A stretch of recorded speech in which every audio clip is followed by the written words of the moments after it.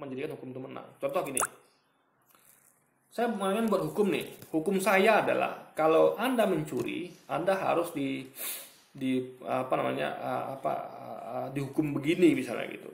Nah, gimana caranya supaya hukum saya menang? Ini saya harus berkuasa gitu. Saya berkuasa, saya ketika jadi saya bisa menjadikan hukum saya menang gitu. Karena hukum saya akan dipatuhi karena saya berkuasa. Hukum yang menang adalah hukum yang ditetapkan oleh penguasa. Berarti ini ngomong tentang Imam gitu. Karena Yesus tidak pernah berkuasa, sehingga Yesus tidak bisa menjadikan hukum dia menang gitu, guys. Nabi Muhammad lah bisa. Ini dia ngomong tentang Nabi Muhammad. Jadi ini pastilah ngomong tentang orang yang akan berkuasa sehingga dia bisa menjadikan hukumnya menang gitu, guys. Dan terbukti Nabi Muhammad itu menjadikan hukumnya menang. Hukumnya dipatuhi di Mekah, di Madinah, dan sekarang di negara-negara Islam ya, itu dipatuhi hukum dia gitu. Dulu gitu kan. Dan dia yang menjadikan hukum itu menang. Artinya dia langsung yang berkuasa, guys. Dan padanya lah bangsa-bangsa akan berharap. Nah, karena Nabi Muhammad itu adalah rahmat bagi seluruh alam gitu. Makanya seluruh bangsa berharap pada beliau. Tapi kalau Yesus kan hanya untuk Israel saja. Yesus katakan, aku diutus hanya bagi domba-domba hilang di Israel. Janganlah kamu pergi ke Samaria kota lain. Pergilah hanya kepada domba-domba hilang dari Israel. Itu kata Yesus. Jadi Yesus hanya untuk Israel, guys.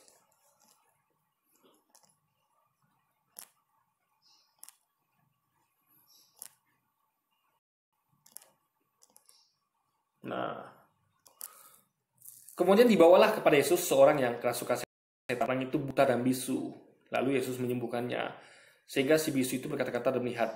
Maka takjublah selain orang yang banyak itu. Katanya, ini dia agaknya anak Daud.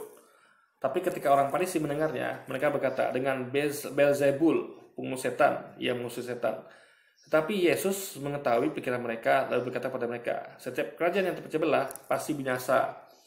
Dan setiap kota atau rumah tangga yang terpecah belah tidak dapat bertahan. Demikian jugalah kalau iblis mengusir iblis. Ia pun terbagi-bagi dan melawan dirinya sendiri. Bagaimanakah kerajaannya dapat bertahan?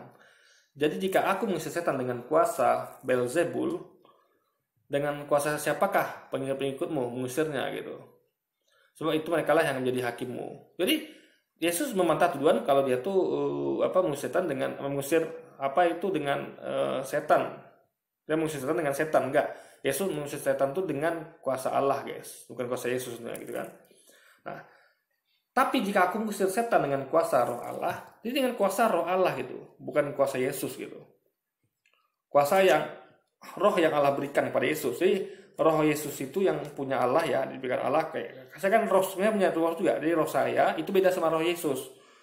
Sama-sama ciptaan Allah, pemberian Allah, tapi roh Yesus itu diberi kuasa oleh Allah. Ya, makanya kuasa roh Allah. Roh Allah yang dikasih kuasa oleh Allah gitu. Kalau saya tidak punya roh saya kuasa gitu guys, kayak Yesus itu. Maka sesungguhnya kerajaan Allah sudah datang kepadamu. Ya, kerajaan Allah bukan kerajaan Yesus ya. Atau bagaimanakah orang dapat memasuki rumah seorang yang kuat dan merampas harta bendanya apabila tidak diikatnya dahulu orang kuat itu? Sesudah diikatnya barulah ia dapat merampok rumah itu. Siapa yang tidak bersama aku, ia melawan aku. Ya. Dan siapa tidak mengumpulkan bersama aku yang mencerai-beraikan gitu.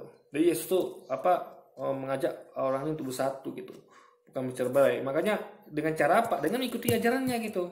Jangan Anda ajarkan sesuatu yang tidak Yesus ajarkan. Kayak Yesus tidak pernah Tuhan dan sembah dia, tiba-tiba Anda ajarkan. Nah, itu membuat bercerai-berai. Jadi Anda tuh tidak berkumpul bersama Yesus dan Anda tuh malah melawan Yesus gitu.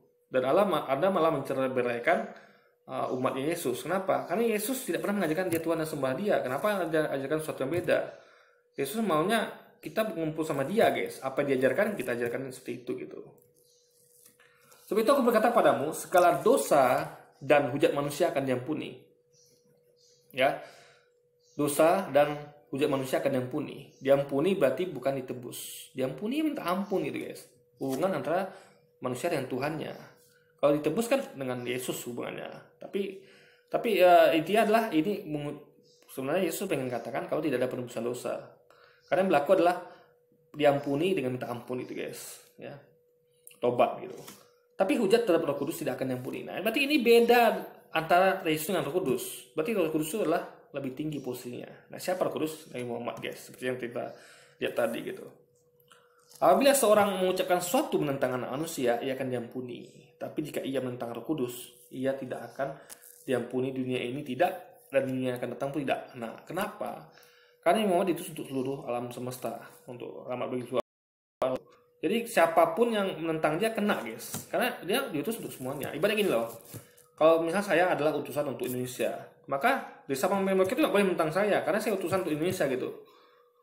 Tidak boleh menentang saya gitu. Tapi kalau misalnya ada kayak Yesus diutus untuk Jakarta, kita masih bisa menentang dia. Karena dia kan cuma untuk orang Jakarta gitu, guys. Paham ya? Dia tidak spesial, karena dia tidak untuk seluruh bangsa.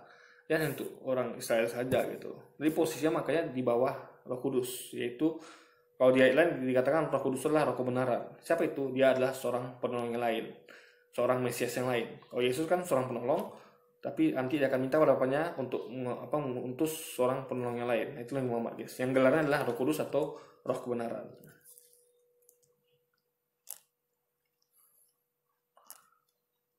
Ya, ini bukti kalau Yesus bukan Roh Kudus ya.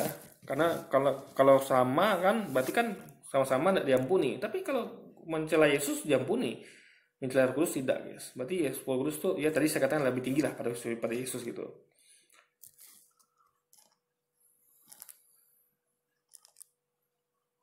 Nah ya nih. Jikalau suatu pohon kamu katakan baik, maka baik pula buahnya. Jikalau suatu pohon kamu katakan tidak baik, maka tidak baik pula buahnya. Sebab dari buahnya pohon itu dikenal. Jadi kalau pohonnya baik, Yesus kan mengajarkan ini itu ya, buahnya akan sama dengan dia gitu. Gitu loh, guys. Sama dengan Nabi Muhammad gitu kan. Nabi-nabi lainnya juga. Jadi jadi pohonnya itu pasti sama dengan buahnya, itu pasti sama dengan pohonnya. Apa yang dijadikan pohonnya itu pasti membuah lakukan.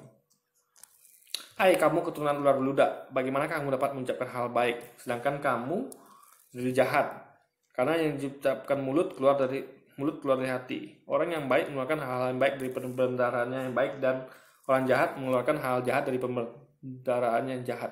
Jadi hati itu, kalau hatinya jahat, kata-kata kan jahat, guys. Nah, dan perbuatan akan jahat.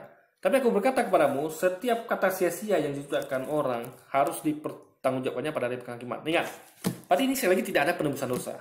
Ya, Yesus berkata, tapi aku berkata kepadamu, setiap kata sia-sia yang diucapkan orang harus dipertanggungjawabkannya pada hari penghakiman.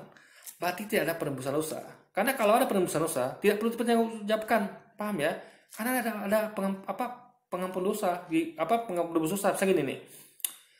Setiap hutang kita itu akan dipertanggungjawabkan. Saya hutang pada warung sekali gini analoginya ya. Nah, pada hari pelunasan gitu. Nah, tentu apa sih bertanggung jawab? Yang tanggung jawab kan harusnya orang yang menebus utang saya gitu, guys. Berarti logikanya adalah kalau saya bertanggung jawab terhadap utang saya pada hari pelunasan, berarti saya, guys, tidak nebus berarti. Paham ya? Saya bertanggung jawab untuk itu gitu. Tapi kalau udah ada nebus, saya nggak perlu tanggung jawab.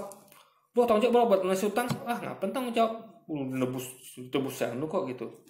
Ini Yesus pengen mengatakan kalau tidak ada penebusan dosa, guys, ya.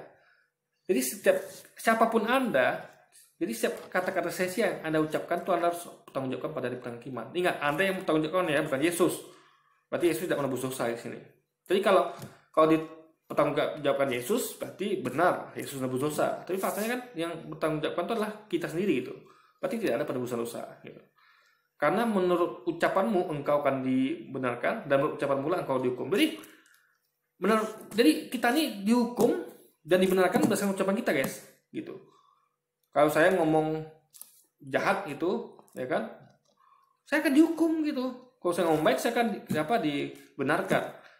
Jadi tidak ada penebusan dosa, ya, paham ya? Ini ayat jelas ngomong tentang berarti tidak ada penebusan dosa, guys. Karena kita tuh tergantung pada ucapan kita. Kalau ucapan kita salah, kita akan dihukum. Ingat ya, akan dihukum, guys. Kalau ada penebusan dosa, berarti kita tidak akan dihukum karena dosa itu tebus Yesus itu. Berarti ini fakta, ya. Kalau tidak ada penebusan dosa, itu logika berpikirnya, ya.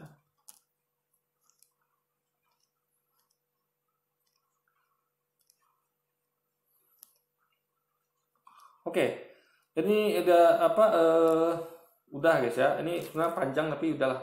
Ini cukup lama kita sudah delay videonya ya.